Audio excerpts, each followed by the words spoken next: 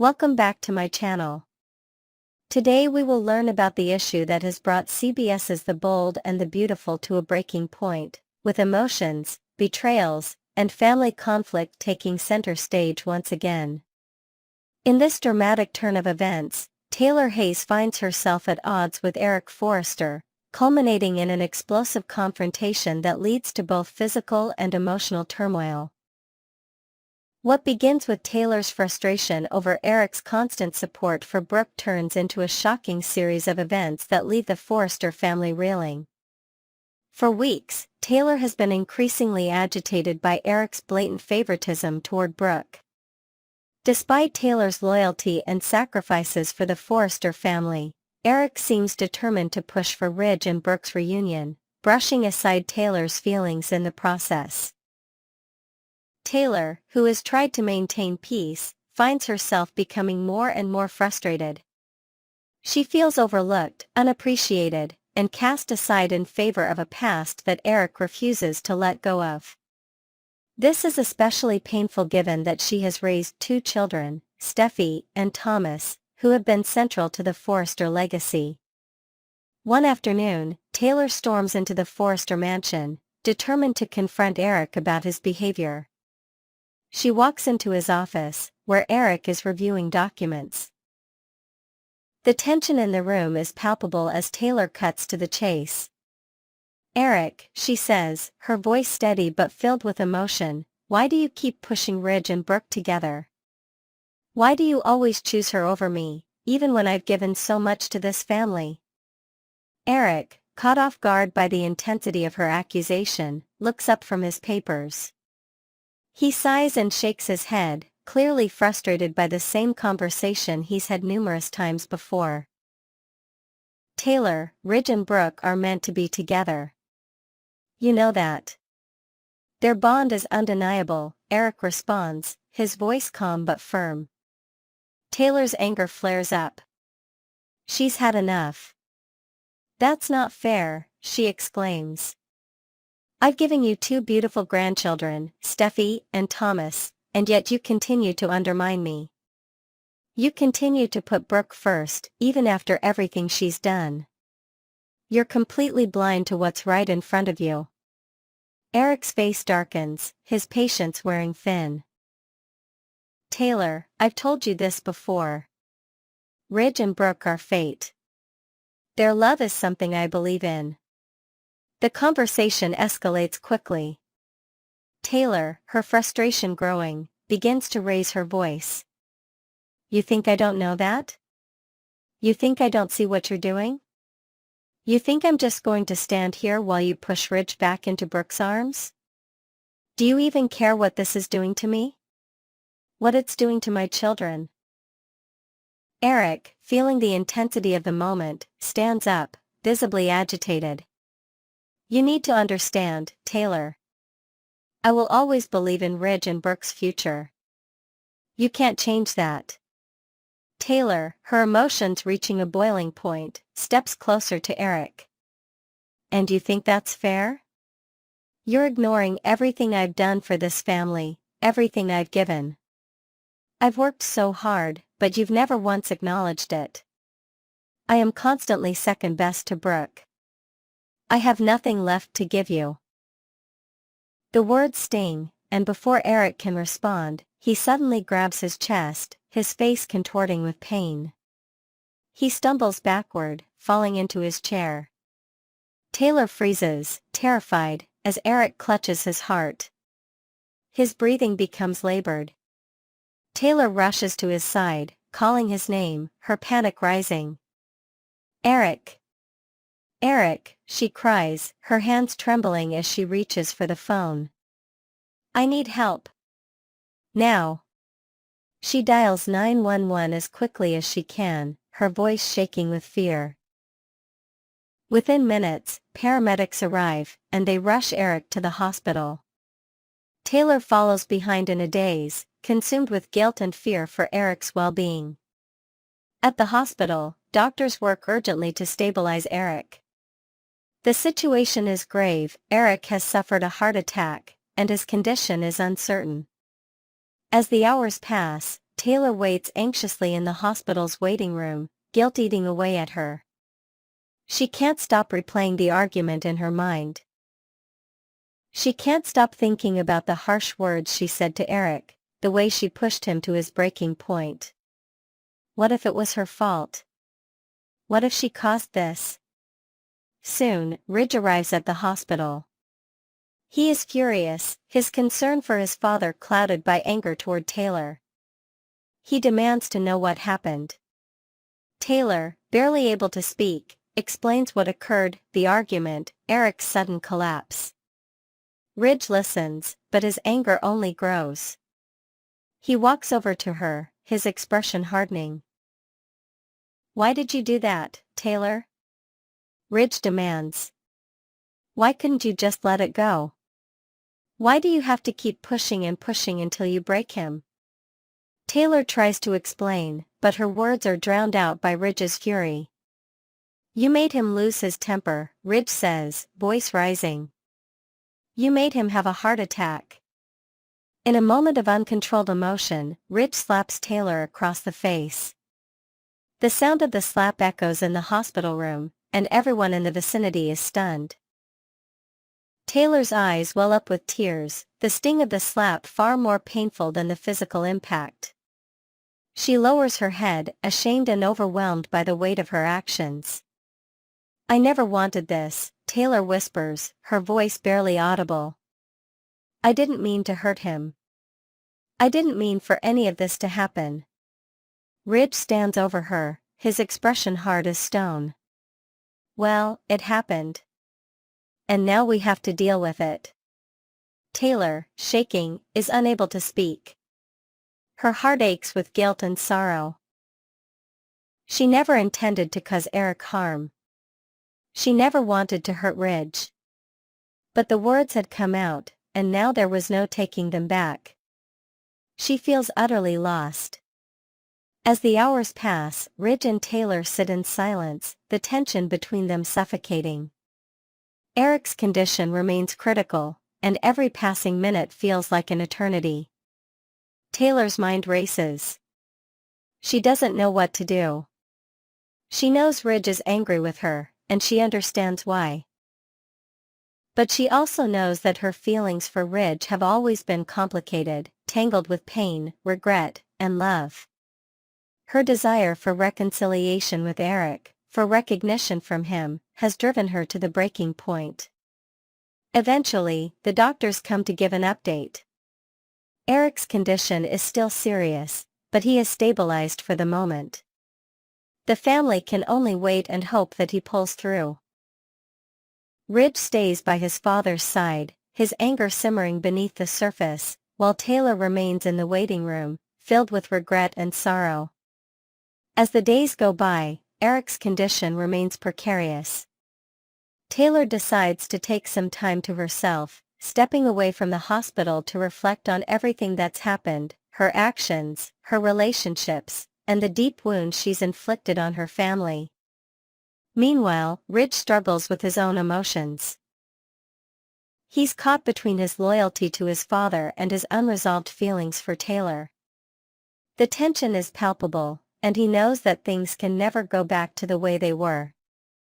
The anger that he feels toward Taylor is mixed with his deep love for her, and it's unclear how or if they can ever repair what's been broken. As Eric slowly recovers, the Forrester family is left to pick up the pieces. Taylor faces the consequences of her actions, and Ridge is forced to confront his own feelings, both for his father and for Taylor. The future is uncertain, but one thing is clear: nothing in the Forrester family will ever be the same. Next, we will learn about the gripping drama set to unfold on The Bold and the Beautiful during the week of May 5, 2025, with 3 unmissable moments that promise to keep fans on the edge of their seats. From Hope Logan's heart-wrenching discovery about Liam Spencer's terminal diagnosis to Luna Nozawa's desperate plea to Finn, and an unexpected clash between Daphne Rose and Carter Walton, this week is packed with emotional highs and lows. We'll dive into each storyline with vivid new details and creative twists, expanding on the raw emotion and complex relationships that define this iconic CBS soap opera. Get ready for a roller coaster of revelations and reconciliations as we explore what's in store for our favorite Los Angeles families. Moment 1: Hope Logan's devastating discovery. One of the most poignant highlights of the week centers on Hope Logan as she uncovers a shattering truth about her ex-husband, Liam Spencer. In the elegant surroundings of the Forrester Creations Lounge, where the aroma of fresh coffee mingles with the tension in the air, Steffi Forrester Finnegan arranges a private meeting with Hope. Initially, Steffi and her husband Finn had reluctantly agreed to honor Liam's wish to keep his brain tumor diagnosis under wraps, a secret weighing heavily on them like a storm cloud over the sunny LA skyline. However, Steffi's resolve falters after a tearful conversation with Liam at a quiet cafe, where he confesses his inability to muster the courage to tell Hope himself, his voice cracking as he stares into his untouched latte. Unable to bear the burden alone, Steffi takes matters into her own hands. During their meeting, surrounded by sleek furniture and framed fashion sketches, she struggles to articulate the grim news. Her words catch in her throat, and as tears stream down her face, Hope's expression shifts from confusion to dread, sensing the gravity before a single detail is spoken. When the truth about Liam's death sentence finally spills out, the room seems to shrink around them, the silence broken only by their shared sobs. In a rare and touching turn, Hope and Steffi set aside their long-standing rivalry over Liam, their hands clasping in a gesture of mutual support.